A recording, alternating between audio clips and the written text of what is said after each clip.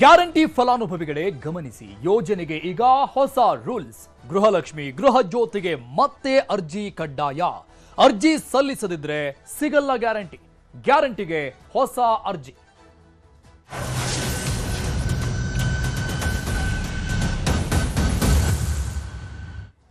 Guarantee ಫಲಾನುಭವಿಗಳೇ ಗಮನಿಸಿ, ಗೃಹಲಕ್ಷ್ಮಿ ಗೃಹ ಜ್ಯೋತಿಗೆ ಈಗ ಮತ್ತೆ ಹೊಸ ಅರ್ಜಿಗಳನ್ನ ಹಾಕಬೇಕಾಗುತ್ತೆ. ಪ್ರತಿಯೊಬ್ಬರು ಕೂಡ ಕ್ಲಿಯರ್ ಆಗಿ ಹೇಳಿದ್ದಾರೆ. ಸಿಎಂ ಡಿಕೆ ಶಿವಕುಮಾರ್ ಅವರು ಸ್ಪಷ್ಟನೆಯನ್ನ ಕೊಟ್ಟಿದ್ದಾರೆ. ಈ ಬಗ್ಗೆ ಗೃಹಲಕ್ಷ್ಮಿ ಮತ್ತು ಗೃಹ ಜ್ಯೋತಿ ಯೋಜನೆಗಳನ್ನ ಗ್ಯಾರಂಟಿ ಮೂಲಕವಾಗಿ ಪಡೆದುಕೊಳ್ತಾ ಇರುವಂತಹ ಪ್ರತಿಯೊಬ್ಬರು ಈಗ ಹೊಸದಾಗಿ ಅಪ್ಲಿಕೇಶನ್ ಹಾಕಬೇಕು, ಅರ್ಜಿಯನ್ನ ಹಾಕಬೇಕು ಅಂತ ಸಿಎಂ ಡಿಕೆ ಶಿವಕುಮಾರ್ ಸ್ಪಷ್ಟವಾಗಿ ಹೇಳಿದ್ದಾರೆ. ಗೃಹಲಕ್ಷ್ಮಿ ಗೃಹ ಜ್ಯೋತಿ ಅಕ್ರಮ ತಡೆಗಾಗಿ ಕ್ರಮ ಅಂತ ಒಂದು ಕ್ಲಾರಿಫಿಕೇಶನ್ ಕೂಡ ಕೊಟ್ಟಿದ್ದಾರೆ. ಅಂದ್ರೆ ಹಣ ಪೋಲಾಗ್ತಾ ಇದೆ, ಸಿಗಬೇಕಾದಂಥವ್ರಿಗೆ ಸಿಗ್ತಾ ಇಲ್ಲ ಅದಂತೂ. ಮೃತರ ಹೆಸರಲ್ಲೂ ಕೂಡ ಗೃಹಲಕ್ಷ್ಮಿ ಹಣ ಪಡಿತಾ ಇದ್ದಾರಂತೆ. ವಾಣಿಜ್ಯ ಉದ್ದೇಶಕ್ಕೆ ಈ ಫ್ರೀ ವಿದ್ಯುತ್ ಏನಿದೆ ಅದನ್ನ ಬಳಕೆ ಮಾಡಲಾಗ್ತಾ ಇದೆ ಅಂತೆ.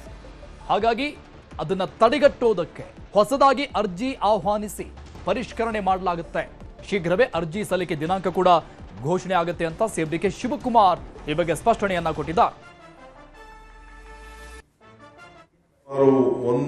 100 ಚಿಲ್ಲರೆ ಕೋಟಿ ರೂಪಾಯಿ ಹಣ ಈಗಾಗಲೇ ಕೆಲವು ಗೃಹಲಕ್ಷ್ಮಿ ಯಾರು ವಯಸ್ಸಾಗಿತ್ತು, ಯಾರು ಯಜಮಾನಿ ತೀರ್ಕೊಂಡಿದ್ರು, ಅದೆಲ್ಲ ಕೆಲವೆಲ್ಲ ತೆಗೆದುಕೊಂಡ್ಬಿಟ್ಟಿದ್ದಾರೆ. ಸೊ ಅದಕ್ಕೆ ನಾವು ಮತ್ತೆ ವಾಪಸ್ಸು ಆ ವಸ್ತುದಲ್ಲಿ ಯಾರ್ಯಾರ್ದೋ ಫೋನ್ ನಂಬರ್ ಕೊಟ್ಬಿಟ್ಟಿದ್ದಾರೆ. ನಾವು ಅದನ್ನು ತನಿಖೆ ಮಾಡಿಸಿದ್ವಿ. ಮೊನ್ನೆ ಬಾಗಲಕೋಟಲ್ಲಿ, ದಾವಣಗೆರೆಯಲ್ಲಿ ಕೂಡ ಟ್ರೈ ಮಾಡೋದು, ಬೇರೆ ಕಡೆಲ್ಲ ಟ್ರೈ ಮಾಡೋದು, ಸುಮಾರು ಹಳ್ಳಿಗಳಲ್ಲಿ ಮಾಡಿದ್ವಿ. ಯಾರೋ ನಂಬರ್ಗೆ ಫೋನ್ ಆಗ್ತಾ ಇದೆ, ಅವ್ರ ಹತ್ರ ಇಲ್ಲ, ಮಾಹಿತಿ ಇಲ್ಲ. ಸೊ ಯಾರು ನಿಜವಾಗ್ಲೂ ಒರಿಜಿನಲ್ ಹೋಗ್ತಾ ಇದೆಯೋ ಇಲ್ಲೊಂದು ಚೆಕ್ ಮಾಡಬೇಕಾಗಿದೆ. ಅದಕ್ಕೆ ಮತ್ತೆ ಅವರು ಅರ್ಜಿಗಳನ್ನು ಕೊಡಬೇಕಾಗ್ತದೆ. ಯಾರು ಗೃಹ ಜ್ಯೋತಿ ಬಳಸ್ಕೊಳ್ತಾ ಇದ್ದಾರೆ, ಜಿನೈನಾಗೆ ಕೆಲವರು ಅಂಗಡಿ, ಮನೆ ಕೆಳಗಡೆ ಅಂಗಡಿ ಇದೆ, ಮೇಲ್ಗಡೆ ಮನೇಲಿದ್ದಾರೆ, ಎರಡಕ್ಕೂ ಸೇರಿ ತೆಗೆದುಕೊಳ್ತಾ ಇದ್ದಾರೆ. ಅಂಥವ್ರು ಬೇರೆ ಸಪ್ರೇಟಾಗಿ ಅಂಗಡಿಗೆ ಹಾಕೊಳ್ಳಿ. ನಾವು ವಾಸಕ್ಕೆ ಮಾತ್ರ ಕೊಡ್ತಾ ಇದೀವಿ, ಅವರ ಬಿಸ್ನೆಸ್ಗೆಲ್ಲ ಕೊಡೋಕ್ಕಾಗಲ್ಲ ನಾವು.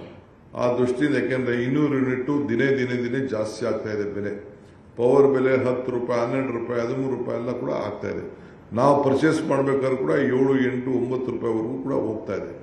ಸೊ ಅದರಿಂದ ನಾವು ಹುಷಾರಾಗಿ ಎಷ್ಟು ಯಾರಿಗೆ ಜಿನೇನಾಗಿ ತಲುಪಬೇಕೋ ಆ ದೃಷ್ಟಿಯಿಂದ ನಾವು ಅರ್ಜಿಯನ್ನ ಇನ್ನು ಕೆಲವು ದಿನದಲ್ಲಿ ಕೊಡಲಿಕ್ಕೆ ಪ್ರಾರಂಭ ಮಾಡ್ತಾ ಇದ್ದೀವಿ.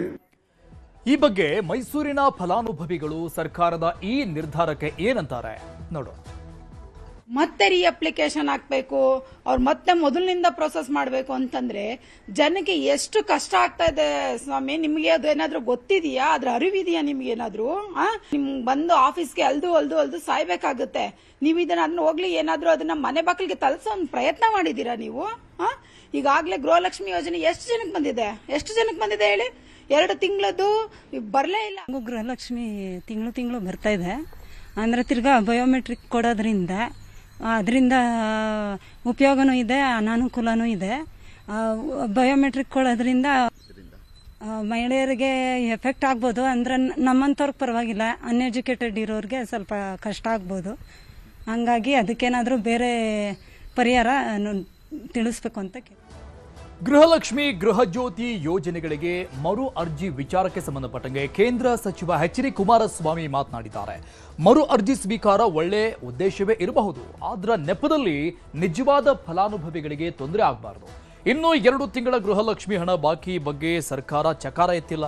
2 ತಿಂಗಳು ಕೊಡಬೇಕಾದ 5,000 ಕೋಟಿ ಲೆಕ್ಕದ ಬಗ್ಗೆ ಸರ್ಕಾರ ಜಾಣ ಮೌನಕ್ಕೆ ಜಾರಿದೆ ಅಂತ ಕಿಡಿಕಾರಿದ್ದಾರೆ ಎಚ್ಚರಿಕೆ. ಈಗ ಮರು ಅರ್ಜಿ ಹಾಕಿ ಈಗೇನು ಕಳೆದ 3 ವರ್ಷದ ಅನುಭವ ಅವರಿಗಿದೆ. 3 ವರ್ಷದಲ್ಲಿ ಕೆಲವು ಲೋಪದೋಷಗಳಿದೆ ಅಂತಕ್ಕಂಥದ್ದು ಸರ್ಕಾರವೇ ಹೇಳ್ತಾ ಇದೆ.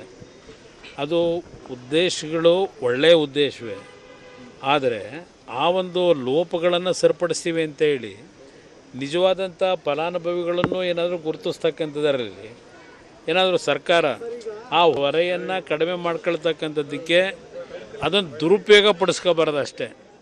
ಅವ್ರು ಕೊಡ್ತಾ ಇದ್ದಾರೆ, ಕೊಡಲಿ, ಅದೇ ನಾನು ಕೊಡ್ತಕ್ಕಂಥದ್ದಕ್ಕೆ ವಿರೋಧ ಇಲ್ಲ. ಆದರೆ ಆ ಕೊಡ್ತಕ್ಕಂಥ ಕಾರ್ಯಕ್ರಮ ರೂಪರೇಷೆಗಳನ್ನು ಅವತ್ತೇನು ಮಾಡಿದ್ರು ಅದರಲ್ಲಿರ್ತಕ್ಕಂಥ ಒಂದು ಲ್ಯಾಪ್ಸಸ್ಸನ್ನು ಈಗ ಸರಿಪಡಿಸ್ಕೊಂಡು ಇವತ್ತು ಹಣ ದುರ್ಬಳಕೆ ಆಗಬಾರ್ದು ಅಂತಕ್ಕಂಥ ಉದ್ದೇಶದಿಂದ ಮಾಡ್ತಾ ಇದ್ದೀವಿ ಅಂತ ಹೇಳ್ತಾ ಇದ್ದಾರೆ. ಈಗ ಅದರ ಅನುಭವ ಆಗಿದೆ.